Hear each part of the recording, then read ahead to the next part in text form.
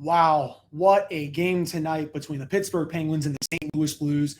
Pittsburgh gets back in the win column, a 3-2 shootout victory over the Blues. I have a full game recap coming up right for you all right after this drop, going into everything. Kasperi Kapanen's great performance, John Marino playing really well, Tristan Jarry, Chris Lettang, Mike Matheson, so much more coming up right after this drop. You're Locked On Penguins, your daily podcast on the Pittsburgh Penguins, part of the Locked On Podcast Network, your team every day.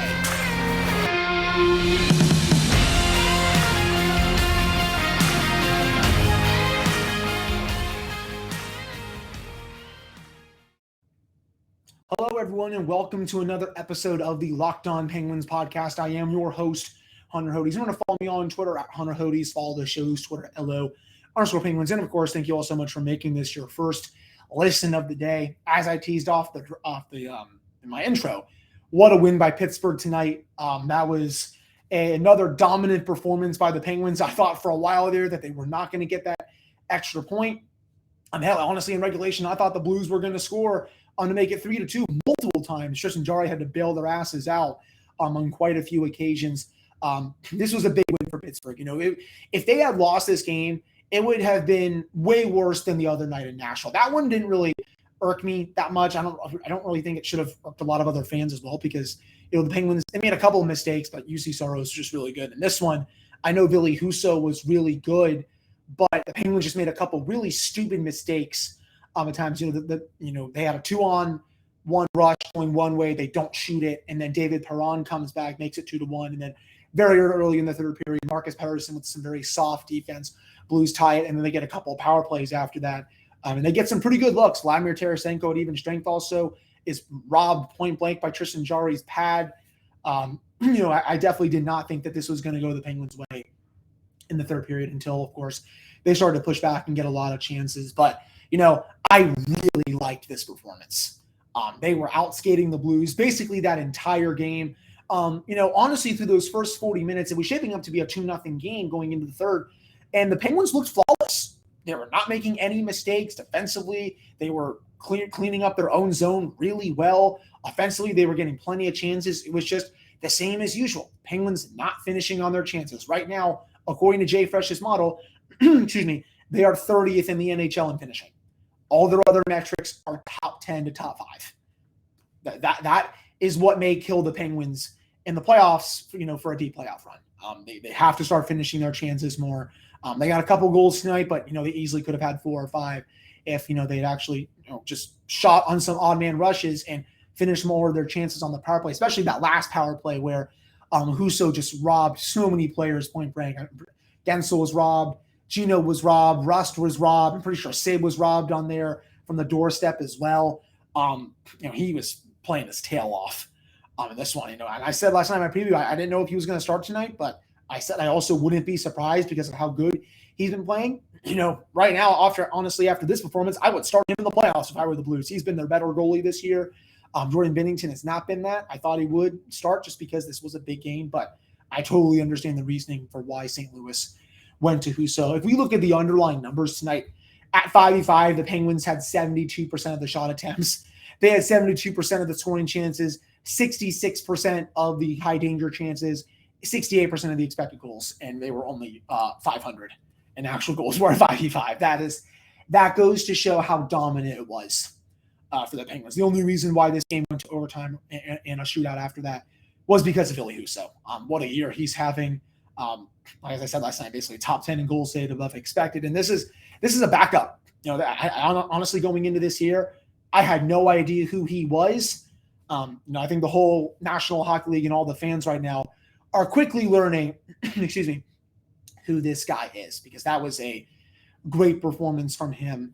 But Bryan Rust is able to get that shootout winner. He's now 5 for 5 for his career. I did not know that going into tonight. I thought Steve Mears honestly had that beautiful announcer jinx that, so many announcers do. Whoa, this guy's 2 for 2 on free throws tonight. I wonder what's going to happen here. Oh, Breck said, Justin Tucker is 15 of 15 for 50-plus field goals this year. Oh, misses this one because, of course, that's what happened. And then tonight, Bryan Rust, he's 4 for 4 overall on shootouts for his career. Is he going to make it 5 for 5? I'm like, well, probably not. And of course, he does score because, he's been big game Bryan this entire year. What a shot that was too, going glove side on Husso. But, shout out to Tristan for spectacular saves in the shootout. And they came off some pretty damn good players. Vladimir Tarasenko, one of the silkiest players in the NHL. He usually knows how to make it. He usually knows how to deke. And it looked like he had Tristan beat blocker side, but he was able to blocker it away. And I saw Tarasenko look back at him a couple of times. He was like, "Are you serious right now? You really just made that save?" Saved one on O'Reilly. That one actually went over the net. Jordan Kyrou. He's a very silky player himself. Just some really great players that the Blues put out there for the shootout that, Tristan just, turned away with ease. And honestly, it was very Marc-Andre Fleury-like. Just really cool, calm, collected in the net. He's playing much more aggressive in the shootout lately. His struggles in the shootout, I saw this from CK404 response on Penguins Twitter. He tweeted this, and I agree with him. It's honestly like it's been 3 or 4 years since Jarry struggled in shootouts. Obviously, I know it was earlier in the season that he ended up stinking the joint in them. But, he's just making all these saves very easy right now. Again, earlier in the year, his save percentage was, around like not even 600 or something. I have to double check what his save percentage is now, but, he has not allowed a lot of goals in the shootout ever since, the first couple of weeks, the first month of the season. And when you need your goalie to step up and make the saves in those situations, he did.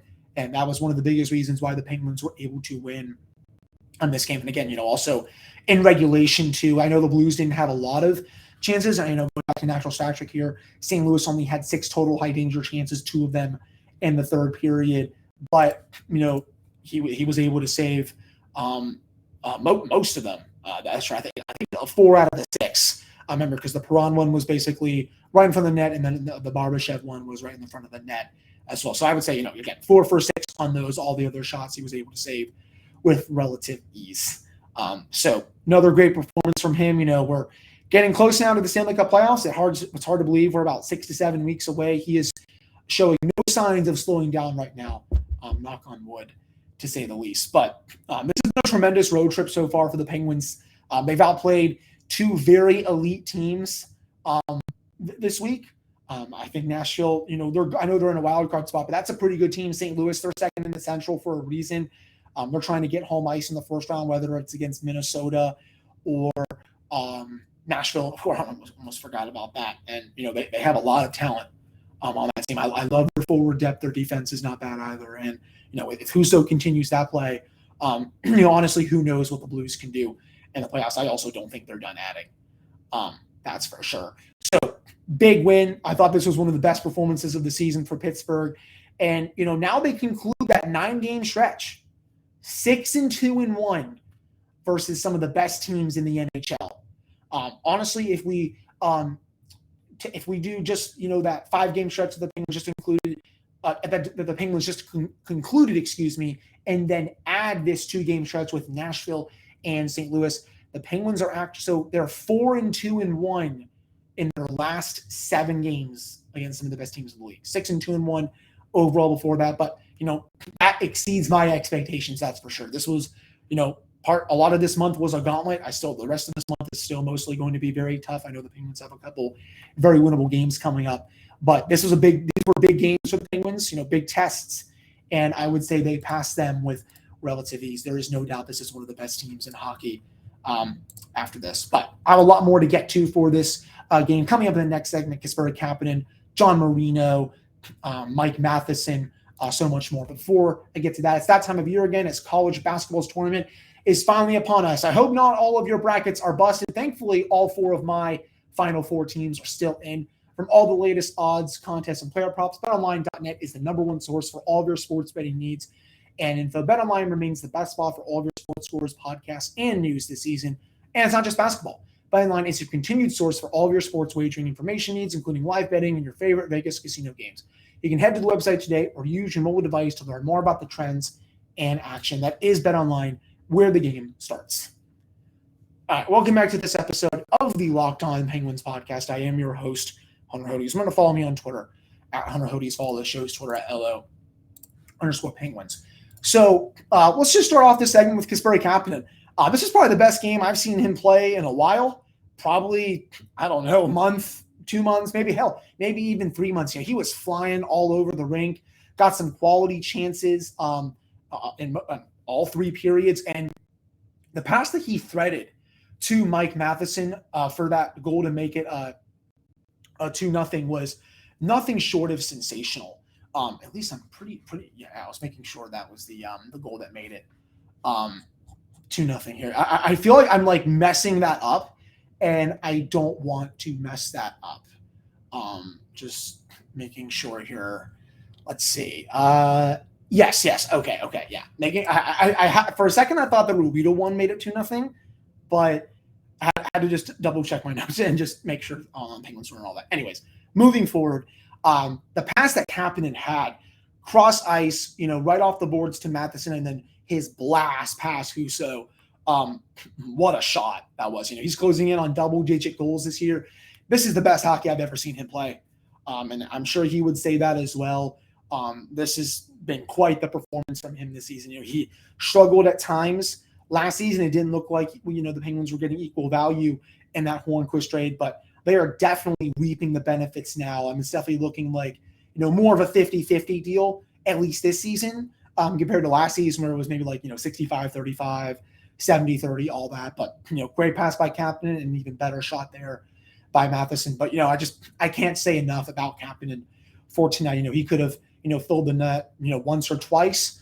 This is a performance that he needs to build off of. And as I said in my Wednesday episode, remember what Jeff Carter did after Kapanen missed that breakaway on Tuesday night in Nashville. Put his hand on his leg, tapped him a few times. It's like, hey, you know what? You're going to break out of this slump at some point. I'm here for you. You're going to get through this. And tonight, this was a step in the right direction. I said on Wednesday, watch to see if this could really kickstart him a bit. And that's exactly what happened in this game. I can't be more thrilled that Kapanen had a really good performance in that game. So just a really good job by him there. And I almost just messed up my mic for some reason. I don't know why my mic was, not in front of me. It was a little to the side. I had to put it in front of me here for just a second. But again, just really nice job there. John Marino, he had a couple really nice dekes. Those were spectacular. He was really controlling play in the offensive zone. And it was honestly spectacular to watch, to be honest. Defensively, he was great. Didn't really allow too much in the defensive zone to the Blues. But, there's a couple moments, I think in the second period, he digged around one of the Blues forwards, cut right to the net, got a really good high-danger chance. A couple other really nice shots on net. This is another performance that he can definitely build off of. I thought he was also activating in the offensive zone a lot more than he normally does. I know he's a bit more, what's the word I'm looking for here? I guess shy to do it, but tonight, he definitely left everything out on the ice. This was another performance that, I definitely think, he could build off of for sure. So two really good, encouraging performances from two players that, have definitely been, I guess the whipping boys, more so Kapanen. I think he's definitely been the whipping boy for a lot of people in the fan base, but I think, there's definitely, more to give there with him. So really nice game from him too. Chad Weadle, he's able to get another goal this year. I believe that was his third goal of the year for the Penguins. And, bomb from the point, a lot of traffic in front of Husso, couldn't really see it. I love that he was able to basically point to the heavens after. I believe his family is from St. Louis, so I'm sure this goal definitely meant a lot to him there. So to see him contribute and, again, more depth scoring for the Penguins in these wins. It's now been basically a week since Ron Hextall called out the depth in his press conference, with about close to a week and a half to go till the deadline. Tomorrow we're going to be 3 days away now from the deadline. There was no moves on Thursday. It's still a little quiet around the deadline. But, the depth is continuing to step up, again, with Mike Matheson and Weadle tonight, both defensemen getting goals. And then Bryan Rust, I know he's able to get the shootout goal. He's one of their top 6 players. But, it's good that Crosby, Malkin, Rust and Gensel, they don't have to carry the load at even strength like we saw, for, the last several weeks and all that. So that was really impressive to see, the depth coming alive there. I also think, shout out to the Penguins penalty kill. 5 for 5 on Blues power plays, and especially at the beginning of the game. That was probably that was honestly the worst start to a game that I think I've seen watching a game this year. And I think, all of you listeners that listen to the show, you would probably agree with me on that because, Lettang basically took a penalty right off the open face-off, and then Jeff Carter takes a high sticking penalty, basically not even 30 seconds into the game, it felt like. And, oh, great, they have a 5-on-3, the Blues do, for about a minute 35, minute 40. It's like, well, the Penguins are probably about to go down 1-0. But the PK stood tall. Brian Dumoulin had some incredible blocks. Teddy Bluger was awesome on that unit. You can really see how much he means to the PK. Brian Boyle's long reach was getting in the way with some of these passes, and Tristan Jarry was also standing tall there, also able to kill off the 5-on-4 that happened after that too. Just, really impressive stuff from the Penguins PK. It's really buzzing right now, especially with the return of Teddy. He makes such a huge difference on that PK. I thought the game was maybe going to get away from them there, but after that, the Penguins really settled into the game and they just blew the Blues, no pun intended. They blew them right off the rink that entire game. They doubled them up in shots, again, scoring chances, shot attempts, all of it. So all in all, very, very impressive performance tonight by the Penguins, to say the least. I have a little more on this game coming up here in the next segment, so stick around for that right after this commercial break. All right, I'm back here on this episode of the Locked On Penguins podcast. I am your host, Hunter Hodes. You want to follow me on Twitter at Hunter Hodes. Follow the show's Twitter, LO_Penguins. This is a cool tweet from Penguins PR that I'm looking at. So Tristan Jarry, 4th goaltender in Penguins history to win 30 games in a single season with the team. Tied for 3rd with Matt Murray. Murray did it once. Tom Brassow's done it twice. And then, of course, Marc-Andre Fleury has done it 8 times. Shootout-wise, I'm not really going to comment on it too much. But for the love of God, I know Bryan Rust had a nice shot there, but can anyone on this team want Deke? I just want to see one. Sidney Crosby comes in. We always see 1 or 2 things. He's just going to come in a little slow, shoot it, or he's going to do a little bit of a Deke, go to the backhand. Decides to be a lot more patient on this one. Come in, save, and then Chris Lettang does not do his patented, forehand backhand move. Decides to stick to his forehand there. Jake Ensel, he just missed to hit the crossbar, but it's just like, I know shootouts really don't matter come playoff time, and it's honestly whatever to me. But I just want to see some cool moves by the Penguins in there. I know at the end of the day the Penguins won, but had they lost, I would especially still have this take. That's for sure. One thing I also noticed too, getting close now to wrapping up the show, Chris Lettang was an absolute menace in this game, especially in overtime. I do not think he came off the ice that last 2 to 2.5 minutes. And honestly, towards the end of that overtime, it looks like he could still play for another 5 minutes. The conditioning with this player is off the charts. It looks like he doesn't ever get tired out there. And I know he's one of the hardest conditioned players in the league. Don't get me wrong. I know his gym routines during the offseason are, second to none.